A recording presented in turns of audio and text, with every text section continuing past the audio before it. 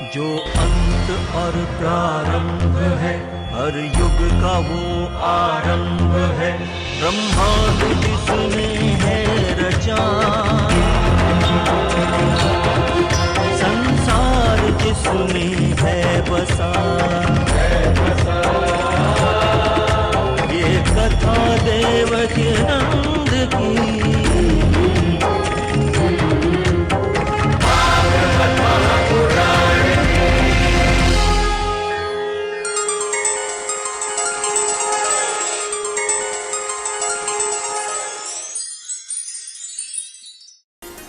मेरी भई श्याम संग प्रिय, ये दुनिया क्या जाने।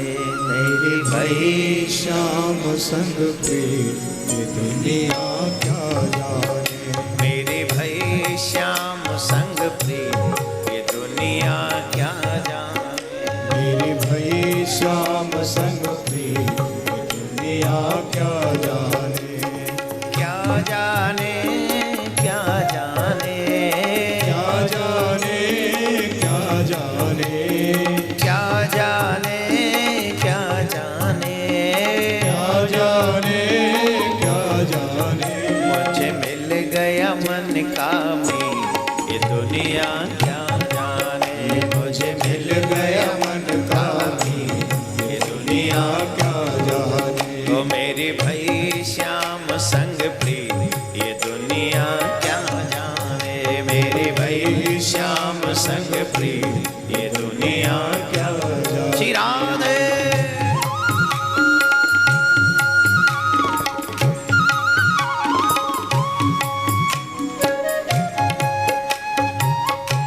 हरि बोल।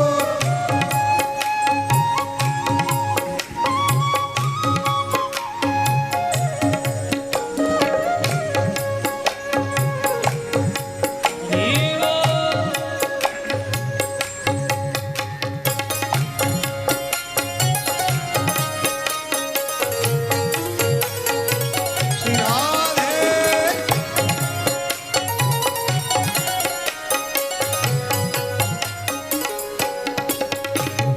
छवि लखी मैंने श्याम की जब से, लकी मैंने श्याम की जब से।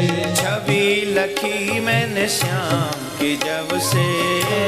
लकी मैंने श्याम की जब से। भाई बाबरिया में सखी तब से। बाबरिया में सखी तब से। बांधी प्रीत की डोर मोहन से। बांधी प्रीत की डोर मोहन से। नाता तोड़ा मैंने जग से। नाता तोड़ा मैंने जग से। ऐसी निगोड़ी प्रीत, ये दुनिया क्या जाने। ये ऐसी निगोड़ी प्रीत, ये दुनिया क्या जाने। क्या जाने क्या जाने, क्या जाने क्या जाने। वो क्या जाने क्या जाने, क्या जाने क्या जाने। वो मुझे मिल गया मन का भी, ये दुनिया क्या जाने। मुझे मिल गया मन का भी, ये दुनिया क्या जाने।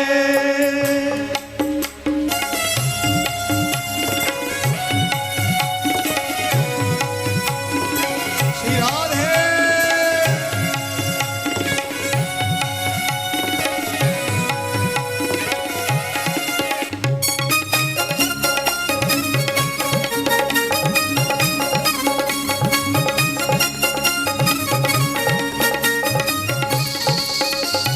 श्याम पिया विंजिया नहीं जाए।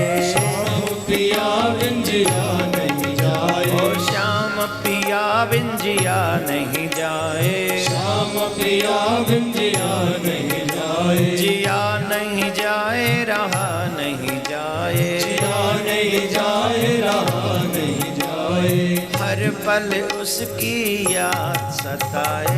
हर पल उसकी याद सताए। हर पल उसकी याद सताए। हर पल उसकी याद सताए। मैं तो गाऊं उस उसी के गीत ये दुनिया क्या जाने। मैं तो गाऊं उसी के गीत, ये दुनिया क्या जाने। ओ क्या जाने, क्या जाने, क्या जाने, क्या जाने, क्या जाने, क्या जाने, क्या जाने, क्या जाने। मुझे मिल गया, मुझे मिल गया, मुझे मिल गया मन का मीत, ये दुनिया क्या जाने। मुझे मिल गया मन का मीत, ये दुनिया क्या जाने।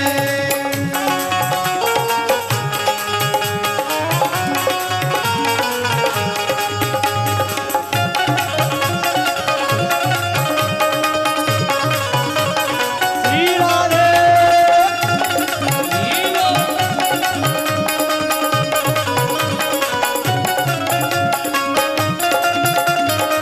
हरि बोल।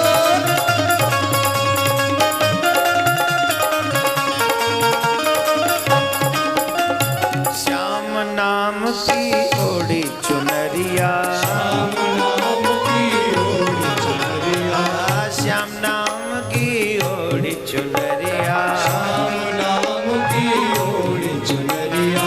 कर श्रृंगार में बनी गुजरिया, श्रृंगार में बनी गुजरिया, ओ 16 श्रृंगार कर बनी गुजरिया। सोलह श्रृंगार कर बनी गुजरिया। लोग कहे मैं तो भई बावरिया, लोग कहे मैं तो भई बावरिया, ओए लोग कहे ये तो भई बावरिया। लोग कहे ये तो भई बावरिया। पर होगी प्यार की जीत ये दुनिया क्या जाने। फिर होगी प्यार की जीत, ये दुनिया क्या जाने। क्या जाने, क्या जाने, क्या जाने, क्या जाने, क्या जाने, क्या जाने, क्या जाने, क्या जाने। मुझे मिल गया, मुझे मिल गया, ओ मुझे मिल गया मन का मीत, ये दुनिया क्या जाने। मुझे मिल गया मन का मीत, ये दुनिया क्या जाने। लगाऊं खुशी के गीत ये दुनिया क्या जाने। मैं तो गाऊं खुशी के गीत, ये दुनिया क्या जाने। अब होगी प्यार की जीत ये दुनिया क्या जाने। अब होगी प्यार की जीत, ये दुनिया क्या जाने। अब बाज प्यार संगीत ये दुनिया क्या जाने। आज प्यार संगीत, ये दुनिया क्या जाने। राधे राधे, राधे राधे, राधे राधे, राधे राधे, राधे राधे, राधे राधे, राधे राधे, राधे राधे, राधे राधे, राधे राधे, राधे राधे,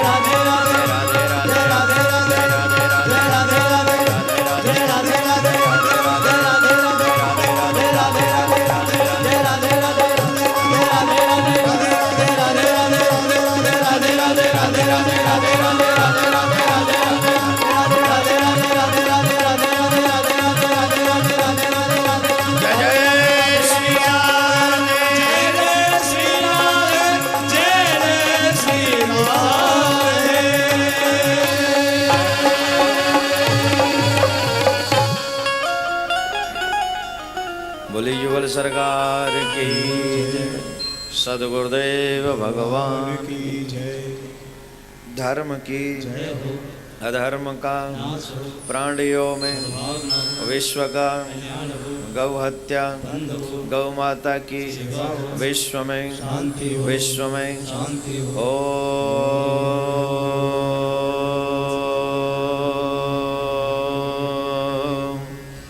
शांति शांति शांति।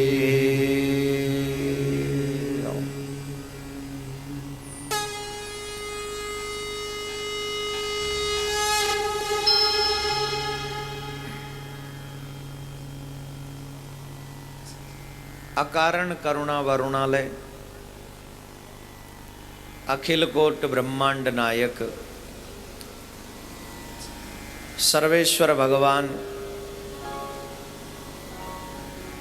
जिसकी कृपा मात्र से ये असाधारण कार्य भी साधारण लगता है। इस संसार में सबसे बड़ा असाधारण कार्य है इस ब्रह्मांड को चलते हुए देखना। सबसे असाधारण कार्य है कैसे चल रहा है ये पूरा ब्रह्मांड। कल्पना करने से रोंगटे खड़े हो जाते हैं। समुद्र अपनी जगह स्थिर है, उसकी अपनी मर्यादा है। पृथ्वी की अपनी मर्यादा है, आकाश की अपनी मर्यादा है, वायु की अग्नि की अपनी मर्यादा है, आपकी और हमारी अलग मर्यादा है। वृक्ष जड़ चैतन्य सबकी अलग अलग मर्यादा है। परमात्मा की इस सृष्टि में से कोई भी व्यक्ति अमर्यादित हो जाए तो सृष्टि में प्रलय आना निश्चित है। परंतु देखो तो सही, परमात्मा की कृपा कितनी अहेतु की कृपा है। इसीलिए उनको भक्त बांसा कल्पतरु कहा जाता है। इसीलिए लोग उन्हें अकारण करुणा वरुणालय भी कहते हैं। करुणा के लिए, कृपा के लिए कोई वजह चाहिए, कोई रीजन चाहिए, लेकिन परमात्मा को कोई रीजन ही नहीं चाहिए, वो कृपा कर देता है। ये उसकी अहेतु की कृपा है, अकारण कृपा है। हमको और आपको अपना घर चलाना कितना मुश्किल लगता है, लगता है कि नहीं? सही बताइए। जब अपना घर चलाना मुश्किल है तो दूसरों को घर चलाना आसान है क्या?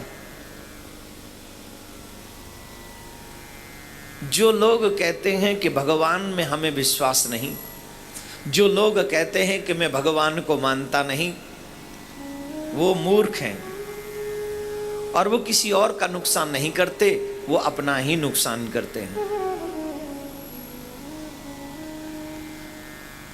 बिना गुरु कृपा के, बिना हरि कृपा के हम और आप अपना जीवन भी नहीं जी सकते। घर चलाना तो बहुत दूर की बात है, बहुत दूर की बात। एक बड़ा सुंदर सा प्रसंग है, आपको सुनाएं, आपके घर में काम आ जाए, इसलिए आपके जीवन में काम आ जाए, इसलिए फिर कथा का विवरण आप लोग श्रवण करेंगे। एक गांव के समीप एक बाबा जी रहते थे, कुटिया डाल के, और उस कुटिया में सामान के तौर पर ठाकुर सेवा थी। ठाकुर सेवा ही उनकी पूर्ण सामग्री थी, अधिक कुछ नहीं था। गुरु और चेला वहीं रहा करते थे। बड़े मन से ठाकुर जी की सेवा किया करते थे। एक दिन कोई एक शिष्य आया और उस शिष्य ने गीता का जो गुटका है वो बहुत सुंदर से वस्त्र में उस गुटके को संवार के, सुसज्जित करके, सुंदर सजा के महात्मा जी को दिया और कहा, प्रभु आप इसको स्वीकार करें। तो अब तक सिर्फ ठाकुर जी थे, अब गीता का वो गुटका भी रख लिया और उस गीता का पाठ एवरीडे महात्मा जी करने लगे। समय गुजरा, कुछ समय बाद एक दिन महात्मा जी ने अपने चेला से कहा, बेटा मानव जीवन बार बार नहीं मिलता, और अगर मानव जीवन मिल जाए तो खूब तीर्थ यात्रा करनी चाहिए। तीर्थों में जाने से पाप का क्षय होता है, पाप समाप्त होता है। मानव जीवन में वर्ल्ड टूर करना तो बड़ी बात नहीं है, दुनिया देख लो, ये बड़ी बात नहीं है। मानव योनि प्राप्त करने के बाद कोशिश ये करो कि तुमसे कोई तीर्थ न रह जाए, और ये जवानी में ही संभव है। हमारे ब्रज में कह दो करें बुढ़ापे में तो पाम कचेड़ी हो और कछु ना हो, बुढ़ापे में तो ढक्का सोई मारो जाए, कहाँ तीर्थ थोड़ी होता है, फिर वो मजबूरी हो जाता है, लाइन में खड़े नहीं रह सकते, वैष्णो देवी की चढ़ाई नहीं चढ़ सकते, गिरिराज बाबा की परिक्रमा नहीं दे सकते, भीतर बिहार जी के मंदिर में भीड़ है, बाहर से ही बाहर लौट आएंगे, भीतर जाएंगे तो मरने का डर है? तो कितनी ऐसी चीजें जो बुढ़ापे में आपको इग्नोर करनी पड़ती हैं जानबूझ के। जवानी में कितनी भीड़ हो घुस जा, कितनी ऊंचाई हो चढ़ जा, है सही है ना? कितनी भी लंबी चौड़ी परिक्रमा हो, हमारे यंग बच्चे गिरिराज जी की परिक्रमा 4-5 घंटे में देके आ जाते हैं। 7 कोस की परिक्रमा 21 किलोमीटर की 4-5 घंटे में देके आते हैं, और किसी बुजुर्ग को भेज दो तो बोले 1 घंटे में। काय से? बोले गाड़ी से। मुश्किल है ना? इसलिए जवानी में जितने भी तीर्थ हो जाएं करने चाहिए, ज्यादा से ज्यादा। गए महात्मा जी बोले बेटा बड़ा मुश्किल है मानव जीवन, और इस मानव जीवन में तीर्थ करना चाहिए। तो एक काम कर, तू ये ठाकुर जी की सेवा तो मैं अपने साथ में ले जा रहा हूं, लेकिन झोंपड़ी अब तू ही संभालियो, और ये गीता जी का गुटका जो है अब मैं से तुझे दे जा रहा हूं। ये पूर्ण ज्ञान है, इसमें पूर्ण ज्ञान है, इसी का अध्ययन करियो। बोले ठीक है गुरुदेव। चले गए, गुरु जी चले गए, चेला को गीता देकर चले गए, और गुरु जी तीर्थ पर चले गए। कुछ दिन तो ठीक ठाक चलता रहा, लेकिन अचानक से एक दुर्घटना घटी। झोंपड़ी में जिसमें वो शिष्य रह रहा था उसमें कुछ चूहे हो गए। बोले गणेश बाबा की सवारी, चूहे हो गए, चूहे।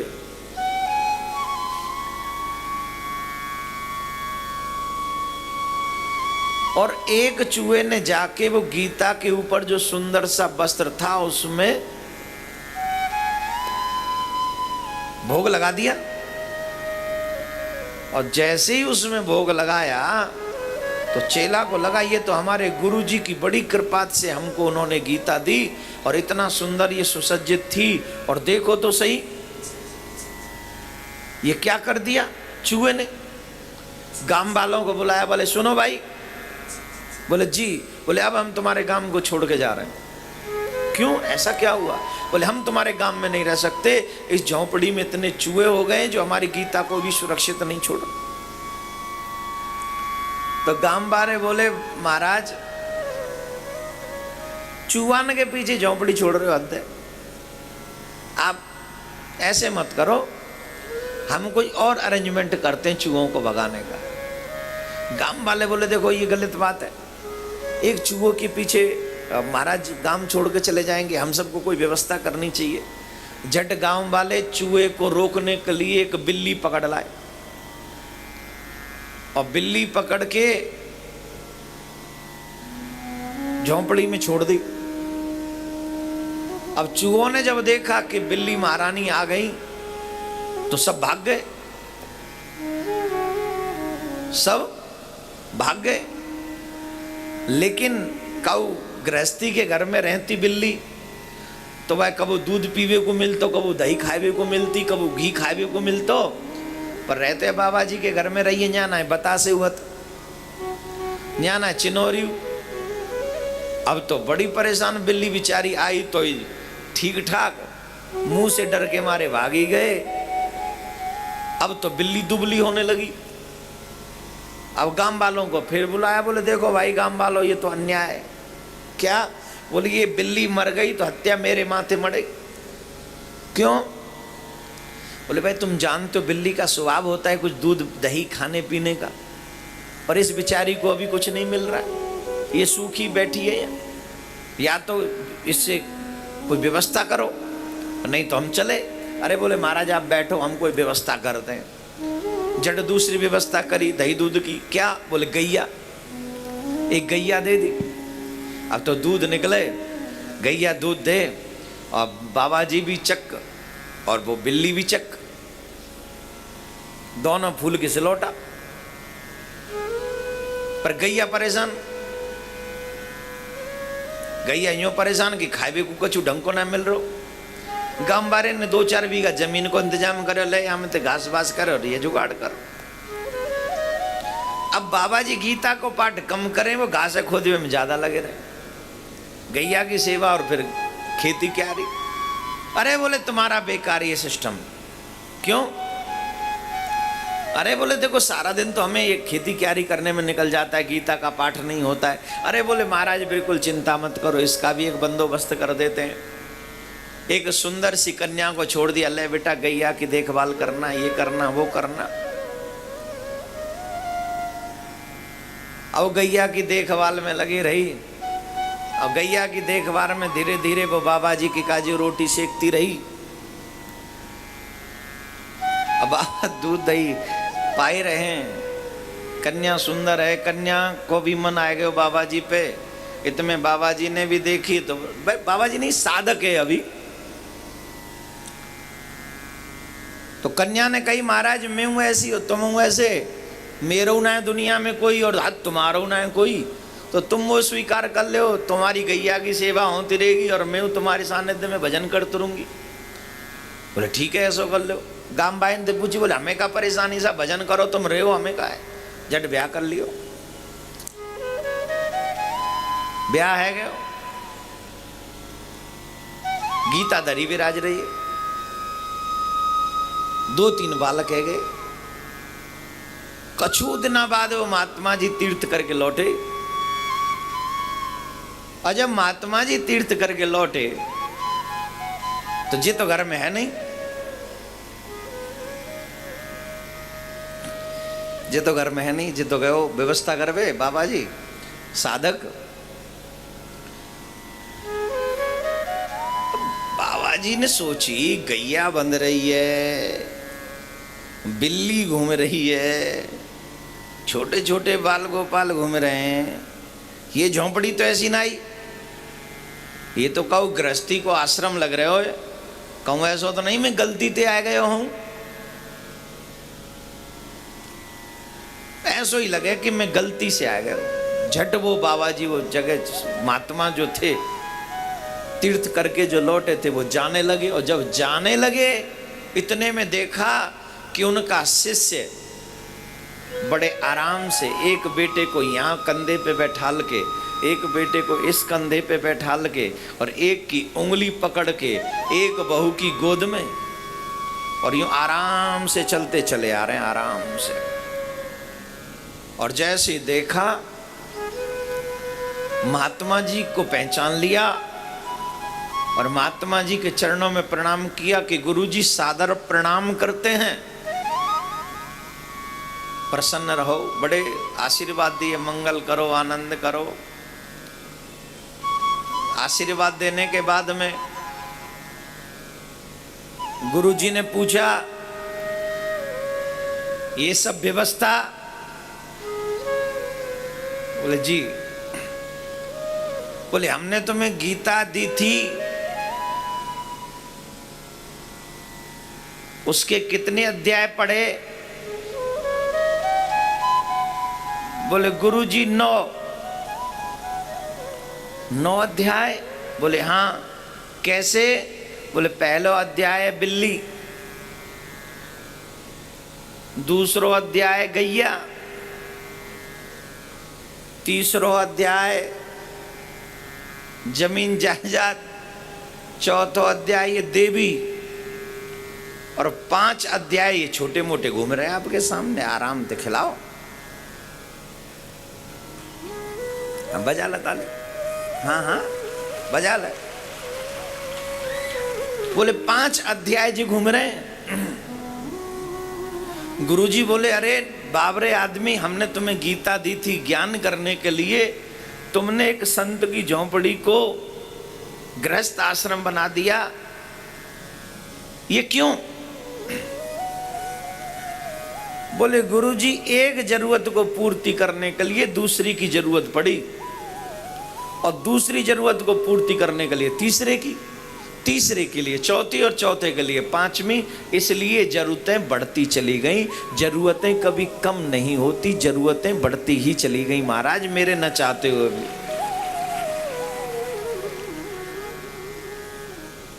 Necessity is the mother of invention, ये निश्चित बात है। लेकिन अब आप कहेंगे महाराज इससे हमें क्या ज्ञान मिला? क्या हमें भी 9 अध्याय करने? तुम्हें 9 अध्याय नहीं करने, तुम्हें सिर्फ एक अध्याय करना है। और एक अध्याय यह है जो स्वयं श्री कृष्ण ने गीता में कहा है, सर्वधर्मान परित्यज्य मामेकम शरणं व्रज। इस बात के माध्यम से, इस दृष्टांत के माध्यम से मैं आपको एक कोशिश कर रहा हूं ये समझाने की कि अगर तुम ये सोचो कि कल के बाद तुम फ्री हो जाओगे तो ये सरासर गलत बात है। अगर आज तुम पे एक काम है तो कल दूसरा होगा, और कल फिर तीसरा, परसों फिर और। तुम अगर ये सोचो कि तुम कभी फ्री हो सकते हो तब जाके भगवान का भजन करोगे तो तुम कभी फ्री नहीं होगे। भगवान के लिए तुम कभी फ्री नहीं होगे। अगर तुम फ्री होना चाहते हो तो अपने आप को एक बात प्रॉमिस कर लो कि तुम परमात्मा के हो और परमात्मा तुम्हारा है। ये अध्याय तुम्हारे जीवन का सुंदर अध्याय होना चाहिए। वरना बड़े बड़े ध्यानी ज्ञानी इस झंझट में आकर फंस जाते हैं और आवश्यकताओं को पूर्ति करते करते सबका जीवन चला जाता है, तुम्हारा भी और उनका भी। जो मिले भगवान की मर्जी समझो, जो हो जाए उसे स्वीकार करते हुए आगे बढ़ते रहो। दुनिया छूटे, जमाना रूठे, पर कन्हैया कभी न छूटे तुमसे, इतना याद रखो, कभी कन्हैया न छूटे। अगर ये दुनिया में देश निकाला भी दे दे तो भी हमें कन्हैया के साथ ही भजन करना है। और जब आप हर स्थिति में उस काले संवरिया को याद रखते हो तो वो काला संवरिया तुम्हें किसी भी कीमत पे छोड़ता नहीं है, वो हर कीमत पे तुम्हें स्वीकार करके रखता है और आखिरकार इस जमाने का सर तेरे चरणों में झुक जाता है।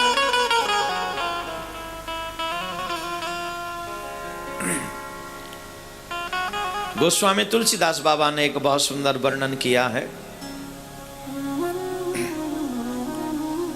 जाके प्रिय न राम वैदेही तजिए ताहि कोट वैरी सम यद्यपि परम स्नेहि तजो पिता प्रहलाद विभीषण बंधु भरत महतारी गुरु बलि तजो कंत ब्रज बन तन भय मुद मंगलकारी।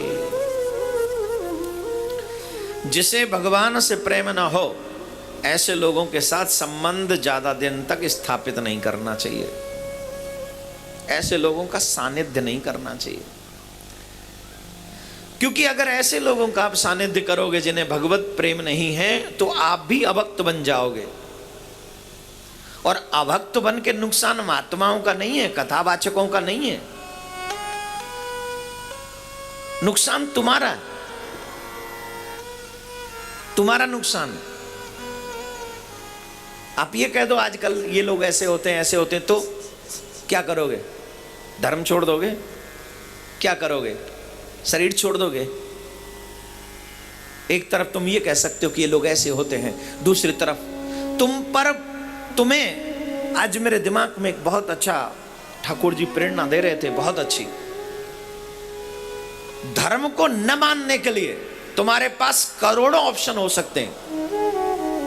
धर्म को न मानने के लिए तुम्हारे पास करोड़ों ऑप्शन हो सकते हैं, लेकिन धर्म को मानने के लिए तुम्हारे पास एक ही मजबूत ऑप्शन है, वो ये कि तुमको उसी ने पैदा किया है, तुम उसी के हो, तुम उसी के बलबूते पे जी रहे हो, और जिस दिन नहीं चाहेगा तुम्हें दुनिया छोड़नी पड़ेगी।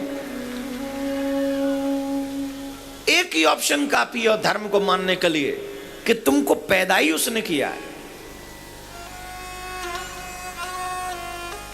तो उसके बताए हुए मार्ग पर चलते चले जाओ। गिरिराज भगवान की वो सुंदर लीला, सुंदर। सभी देवता श्री कृष्ण से मिलने पहुंचे। फिर उसके बाद कब, जब कन्हैया ने गिरिराज की पूजा करवाई, देवराज इंद्र को जब पता चली कि ब्रजवासी ने मेरी पूजा छोड़ दी, तो देवराज इंद्र अपसेट है गए। देखो साहब, जिसको अपनी पूजा करवाने का मन हो जाए, जिसकी आदत पड़ जाए गले में माला पहनने की, जिनको आदत हो जाए टीवी चैनलों पर दिखने की, जिनको आदत हो जाए अपनी जय जयकार करवाने की, और जब उन्हें ना मिले तो वो बीमार पड़ जाते हैं। इसीलिए मैं हमेशा कहता हूं, इन सब चीजों से बचो, इन सब चीजों से बचो। कोई जरूरी नहीं कि ये जमाना तुम्हारा सम्मान करे, कोई जरूरी नहीं कि ये तुम्हारी पूजा करे। हम अपने शिष्यों से कहा करते हैं कि कभी भी तुम ये कोशिश मत करना कि हमारी पूजा करो, हमें माला पहनाओ, हमें तिलक लगाओ, हमारे चरण छुओ। कभी कोशिश मत करिए। जितनी दुआएं हमें देनी है वो सर झुका के प्रणाम करोगे, उतने में दे देंगे, उतने में दे देंगे। दूर से प्रणाम करो। मैं इसलिए नहीं कह रहा हूं, मेरी कुछ मजबूरियां हैं, मेरी मजबूरी है ये दुनिया, ये समाज, और मेरी मजबूरी एक और है, मैं इतना श्रेष्ठ भी नहीं हूं। मैं तो नहीं हूं काबिल तेरा प्यार कैसे पाऊं, टूटी हुई वाणी से गुणगान कैसे गाऊं। कुछ समय पूर्व, आजकल तो नहीं, कुछ समय पूर्व कुछ लोग कहा करते थे कि ये व्यक्ति ऐसा है, ये व्यक्ति ऐसा है, ये नहीं आता, वो नहीं आता। लेकिन मैं एक बात सबसे कहना चाहता हूं कि ठाकुर जी के गीत गाने का अधिकार ये ठाकुर जी ही दे सकते हैं। इंसान चाहकर कभी प्राप्त नहीं कर सकता, कभी नहीं प्राप्त कर सकता। जिन्हें स्वयं ठाकुर जी कह दें, अधिकार दे दें, उन्हीं को यह अधिकार प्राप्त होता है। और फिर सबरी ने कौन से वेद पढ़े थे, जटायु ने कौन से वेद पढ़े, विदुरानी ने कौन से वेद पढ़े, भगवान उन्हें नहीं मिला। गोपियां कौन से विद्यालय में जाकर वेद और पुराण और शास्त्रों का अध्ययन करती थी, क्या उन्हें कृष्ण नहीं मिला? क्या गोपियों ने कृष्ण को नहीं गाया? किसने नहीं गाया? भगवान के गीत गाने के लिए किसी विद्यालय की डिग्री जरूरी नहीं। भगवान के गीत गाने के लिए तेरे हृदय में प्रेम का दीपक जलना जरूरी होता है मेरे भाई बहन, प्रेम का दीपक। खैर, मुझे किसी से कोई शिकायत नहीं है, आज भी, तब भी नहीं थी, आज भी नहीं है, और आगे भी नहीं रहेगी। मुझे शिकायत हमेशा अपने आप से रहती है, न समाज से, न किसी से, अपने आप से रहती है। और इसीलिए मैं आपसे कहता हूं, मुझे माला मत पहनाओ, मुझे तिलक मत लगाओ, मेरे चरण मत छुओ।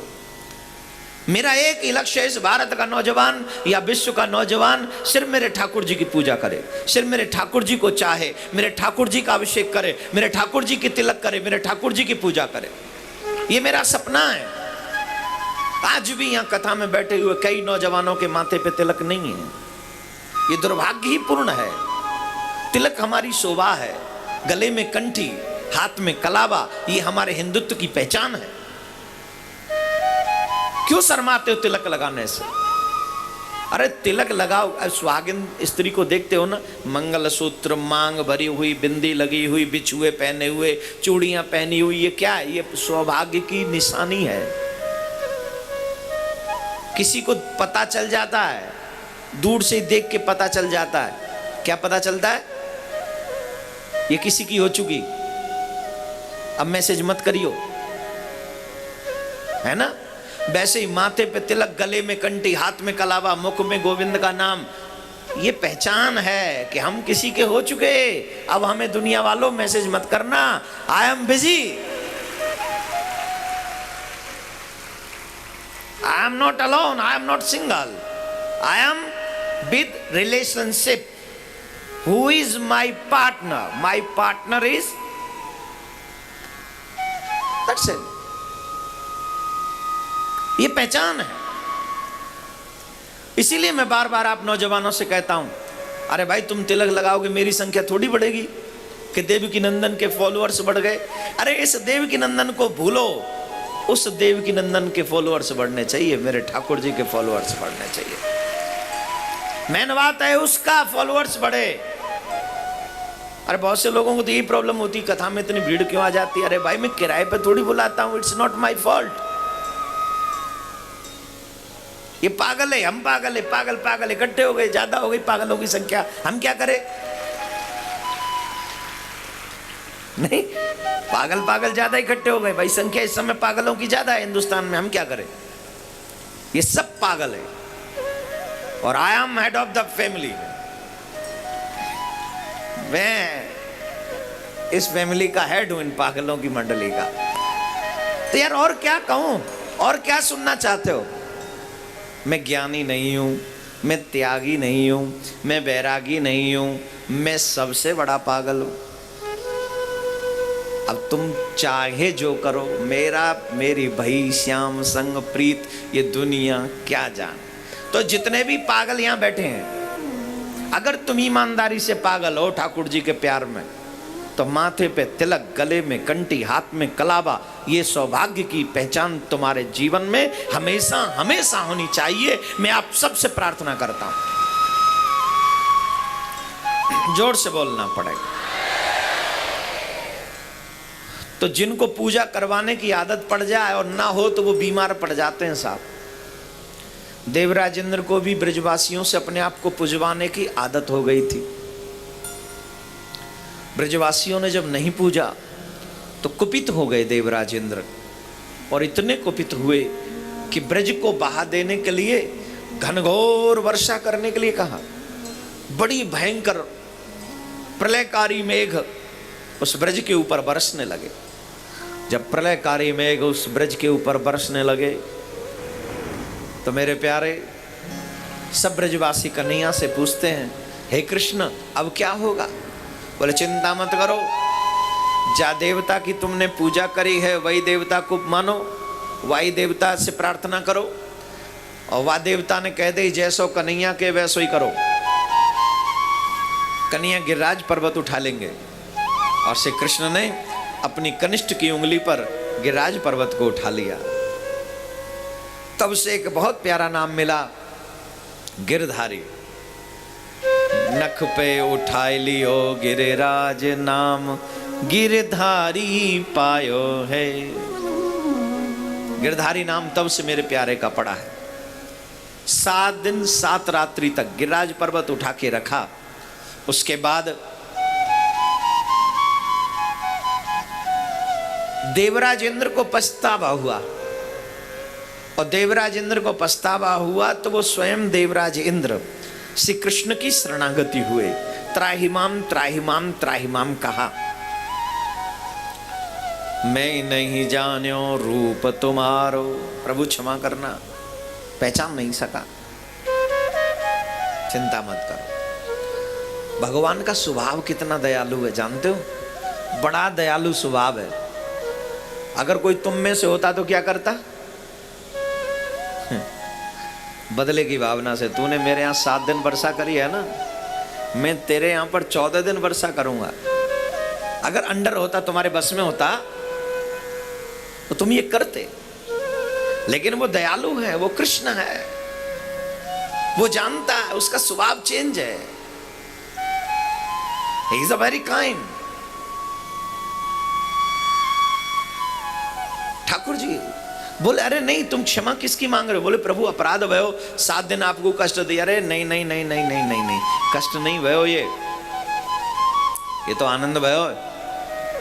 ये ब्रजवासी मोह खवामते गए खवामते गए खवामते गए खवामते गए, लेकिन खवावे के चक्कर में भूल गए कि बीच में पानी को भी पुट लगाना चाहिए।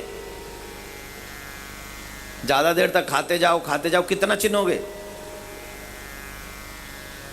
महाराज कई तो इतनी धरले बना के पानी को एक घूंट नहीं। हमारे गांव में एक जनो भोजन करवे आयो काऊ के घर में, वो कितनी रोटी खावेगा कोई, ज्यादा ज्यादा 10। अब वो तो महाराज बैठ गो, कम से कम 30-35 रोटी ने जाएगा वो बैठे बैठे। आटो खत्म है क्या, सोची पूरे घर की व्यवस्था है जाएगी, पूरी ने जाएंगे वो सबरे आटे जाएंगे वो। अब घर वालों बोलो भैया पानी लोगे? अरे बोलो मैं बीच भोजन में पानी नहीं लेता हूं। बीच भोजन मतलब? बोले अभी तो आन दो। अरे तेरा भला करे, तीसर ने खत्म करेगा और अभी तो करो बीच भोजन में पानी नहीं लेता हूं। तो कई लोग तो सिर्फ खाने के लिए जीते रहे, ऐसा नहीं। पर फिर भी पानी का पुट थोड़ा बीच में रहे तो फिर कम, थोड़ा अन्न कम जाता है। और भोजन के बाद पानी नहीं पीना चाहिए कम से कम 40 मिनट तक। मैं नहीं पीता हूं, आप भी मत पिया करो। 40 मिनट तक कम से कम पानी मत पियो। हाँ, और भोजन के बीच में ले लो थोड़ा बहुत। भोजन से पहले जो पानी होता है वो अमृत का काम करता है। मैं वो भी नहीं लेता हूँ, खैर अमृत भी नहीं लेते, जहर भी नहीं लेते। भोजन के बाद पानी जहर है तो नहीं लेना चाहिए, मोटापा बढ़ता है, शरीर हेल्दी हो जाता है उससे। राधे राधे बोलना पड़ेगा। तो महाराज कन्हैया बोले कि न ब्रजवासी ने मेरा भोग लगाए हुए और तैने मोको पानी पिवा के बहुत बड़ी सेवा करी। ये सब भोग तो लगामते गए पर काऊ ने मोको पानी नहीं पिवायो, पर तैने पानी पिवा के जो सेवा करी है मैं बातें बड़ो प्रसन्न हूं, तू चिंता मत कर। देवराज अंदर चले गए। फिर ये ब्रजवासी बोले अरे भैया कन्हैया तेरी पहुंच तो बड़ी ऊपर तक है। बोले कि ना ऐसी कोई बात ना है। बोले देख भाई कन्हैया एक बात बता, मैं हमारे मन में एक इच्छा है। क्या इच्छा है? बोले तू हमें वैकुंठ को दर्शन करवा ला। अरे बोले बाबरे आदमी क्या करोगे वैकुंठ जाके? बोले नहीं नहीं भैया देख, तेरो जैसो मित्र मिल जाए और वैकुंठ नहीं दिखे तो बड़ा सब बेकार है। और तू ये कैसो जो वैकुंठ दिखा सके और कोई दुनिया में वैकुंठ ना दिखा सके, तू ही है। कन्हैया बोले देखो एक बात बताऊं, जितना सुख या ब्रज में उतना सुख वैकुंठ में ना है। मान लो मेरी बात। अरे बोले ना लौट के तो नहीं आएंगे, नेक दिखा ला। बोले नहीं मानोगे? बोले ना आज तो बड़ी इच्छा है भाई। और भगवान का स्वभाव ही है भक्तों की इच्छा को पूर्ण करना। भगवान वो भी दे देते हैं भक्त को जो कई बार मर्यादा से आउट होता है। शरीर से वैकुंठ जाना ये उचित नहीं है, पर वो भगवान के परम मित्र हैं, परमात्मा के परम भक्त हैं। ब्रजवासी कोई साधारण तो है नहीं। तो कन्हैया ने उनकी मर्जी को स्वीकार किया। कन्हैया बोले चलो एक काम करो, नेत्र बंद करो। जट सबने नेत्र बंद कर लिए। और जब नेत्र बंद किए तो कन्हैया अदृश्य वैकुंठपति के वैकुंठ में पहुंचे ब्रजवासी। मान आंख खोली ब्रजवासी ने तो देख बड़ो सुंदर लोक है, बड़ो ही अत्यंत सुंदर लोक है। ब्रजवासी देख के दंग, इतना सुंदर लोक तो आज तक हमने कबू नहीं देखे, बड़ो सुंदर लोक है। और सामने दृष्टि पड़ी, वहां पर एक धीर गंभीर मुद्रा में बड़े दिव्य विलक्षण शक्ति विराजमान है, ठीक कृष्ण जैसे, कृष्ण ही है। और ब्रजवासी बोले अरे हमारो कन्हैया तो बोल रहे हो, अरे सारे हम तो इतनी दूर जाके क्यों बैठ गए हो? जटमा जो खड़े थे उन्होंने इशारा किया, प्लीज कीप साइलेंट। शांति बनाए रखे।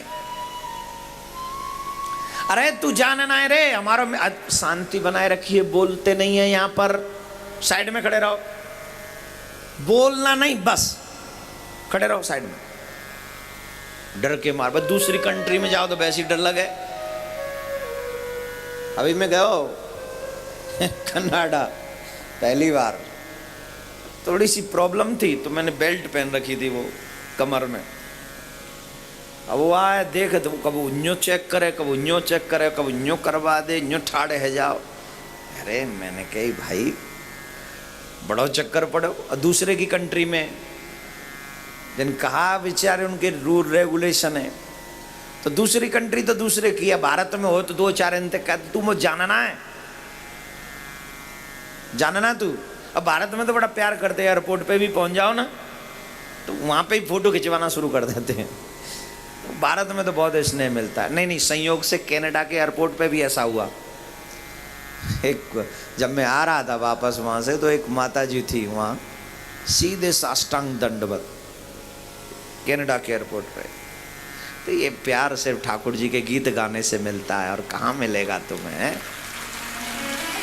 तुम्हारे घर वाले तुम्हें यहाँ धक्का मार के भगा दे, भगे यहाँ से, टाइम नहीं है। और वहां देखो इतना प्यार मिलता है। नहीं, ये ठाकुर का दरबार बड़ा सोना है। तो मेरे प्यारे, अब धीर गंभीर मुद्रा में श्री कृष्ण विराजमान है। ब्रह्मा जी आए, वेद स्तुति की, और वो अपनी मुद्रा में शांत बैठे हैं। ब्रह्मा जी चुपचाप चले गए। शिव जी आए, उन्होंने स्तुति की, वो भी शांत, फिर भी शांत है, फिर चले गए। बड़े बड़े देवता, नारद जी महाराज, सब लोग आ रहे हैं, पर शांत बैठे हैं। अब ब्रजवासी इनको मन नहीं लगे, ब्रजवासी रो में सो रो में, अरे जी कहाँ लाके जेल में डाल दी, यहाँ तो कोई बोलन ही ना दे रहो। अब तो सब ब्रजवासी ज्यों आगे बढ़े, जब कहते लाइन में खड़े रहो, नेक आगे बढ़े, वो शांत रहो। जट वो निकल के बाहर सीढ़ी में पे आके बैठ के रोवे लगे। अरे बोले कौन से जी? बढ़िया बैकुंठ है। कौन से बैकुंठ में? कहाँ? ये तो सीधे दुखालय में भेज दिए हम। अरे तू हमारे सामने बैठे और हम बोल भी नहीं पा रहे, बोलन नहीं दे रहे हैं ये हमें। ब्रजवासी बड़े दुखी हुए, सबने आंख बंद करी। कन्हैया की कृपा से फिर ब्रज में आ गए, और कन्हैया वही छोटे से पीरी पीताम्बरी धारण करके मंद मंद मुस्कुरा रहे हैं, बंसी बजा रहे हैं। घुंघराले बाल ठाकुर जी के बड़े प्यारे लग रहे हैं और बड़े सुंदर लग रहे हैं। ठाकुर जी ने जैसी कन्हैया को देखे, ब्रजवासी ने अपने बीच में, झट ब्रजवासी दौड़ के कन्हैया से लिपट गए। अरे कन्हैया आ गए, कन्हैया आ गए, कन्हैया आ गए। भैया हम ब्रज में ही है ना? बोले हाँ ब्रज में आ गए। अच्छा बढ़िया बात। कन्हैया बोले एक बात बताओ, बैकुंठ कैसो लगे हो? अरे बोले भैया कछु पूछे मत, बैकुंठ की कछु मत पूछो, वहां को तो ठाट बाटे ये लगे, बहुत ठाट बाटे। और भैया मां तो तेरे बड़े बड़े ब्रह्मो, 4 मोह वारो, 3 नेत्रन वारो है, वो नारद जी बीड़ा वारो, बड़े बड़े देवता रहे तेरे जोड़, तो बड़े बड़े सब। कन्हैया बोले इन सब बातों ने छोड़, न्यू बता बैकुंठ अच्छो है कि ब्रज अच्छो है? ब्रजवासी बोले चूल्हे में दे दे बैकुंठ है, हमें नए नए को अच्छो लगे, हमारो तो ब्रज ही अच्छो है। क्यों?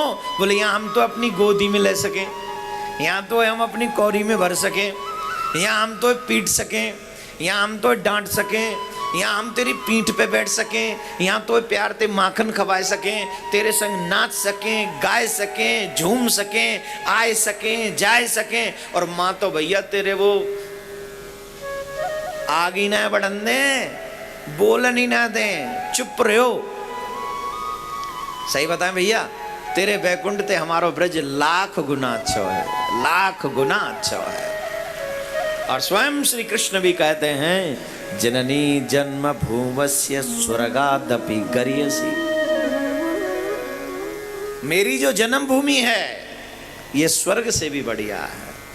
कन्हैया की जो जन्म भूमि है ना, ये बहुत ही सुंदर है। तो ऐसे श्री कृष्ण ने सब ब्रजवासियों को बैकुंठ का भी दर्शन करवाया। एक बार राधे राधे जोर से बोलना, अरे जरा जोर से बोलो।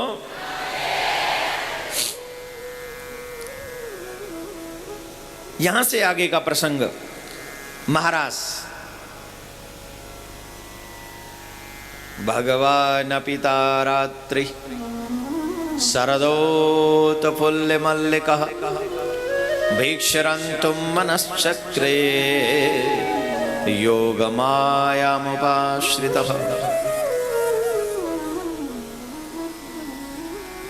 शरद पूर्णिमा के दिन ये दिव्य महारास हुआ है, जिसको भगवान सुखदेव जी महाराज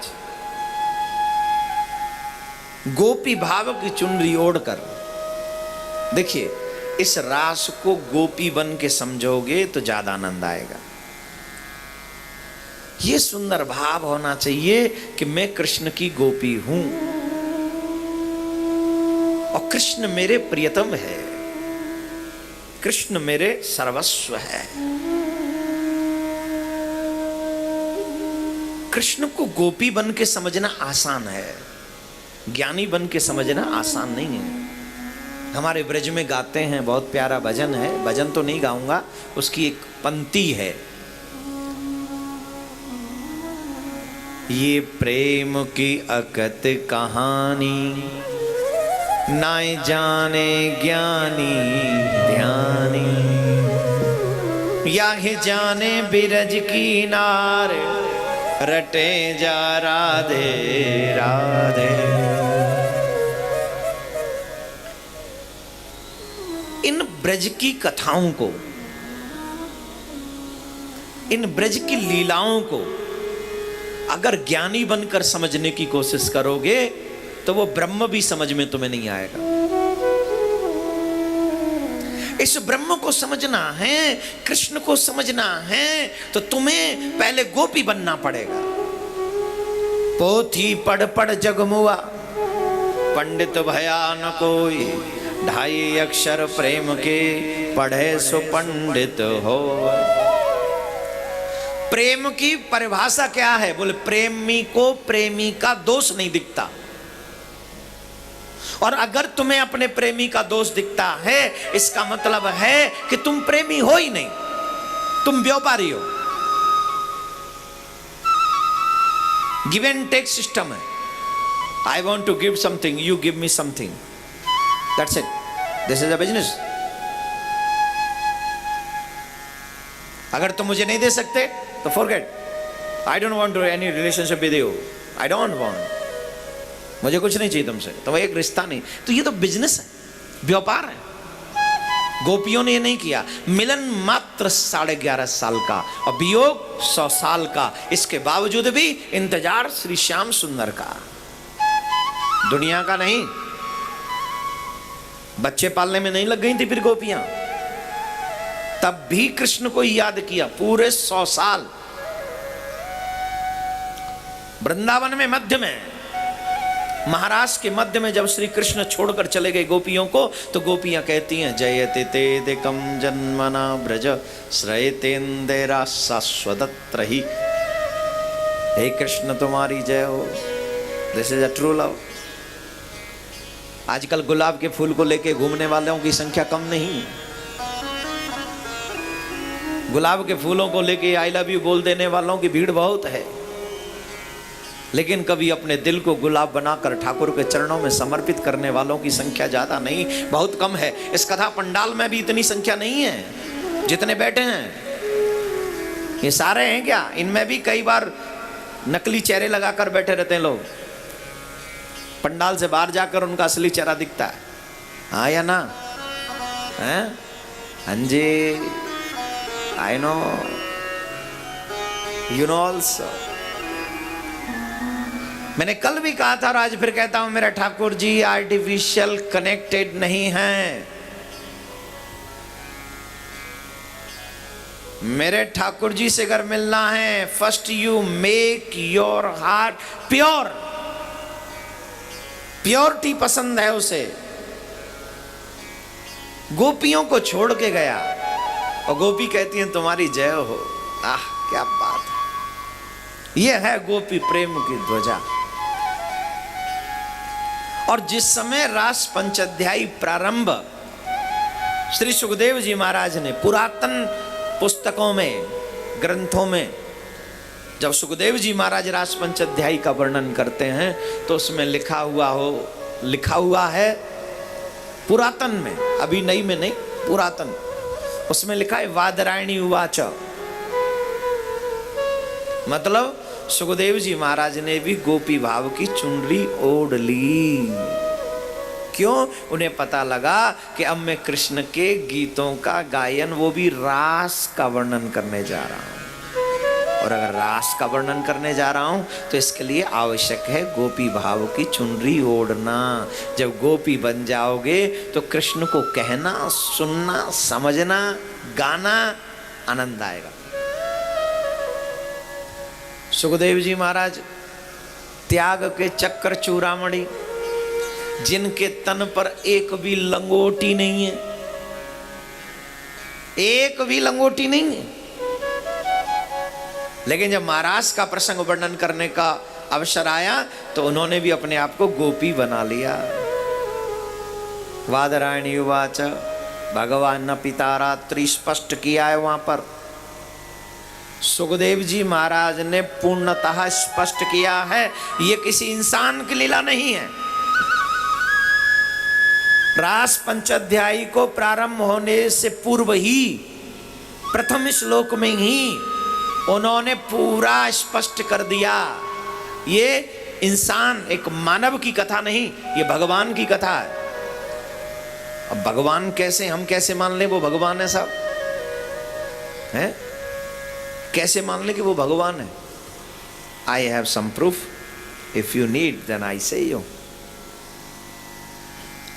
मेरे पास प्रूफ है, सुनाऊं? प्रूफ दूं? मुरली का बजाना खेल भी है, पर गिरवर उठाना कोई खेल नहीं।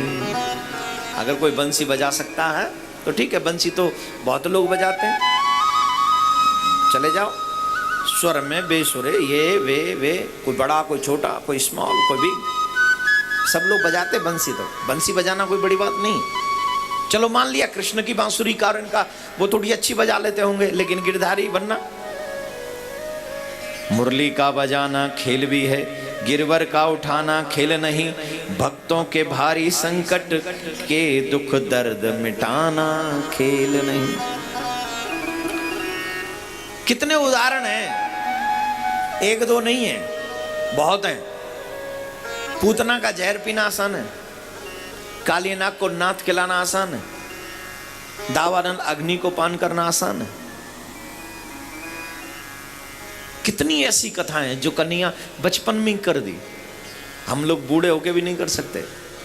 21 किलोमीटर का वो पर्वत, कितना पहाड़ ऊंचा होगा वो, जिसे 7 दिन रखा उंगली पे, तुम रख के दिखा दो।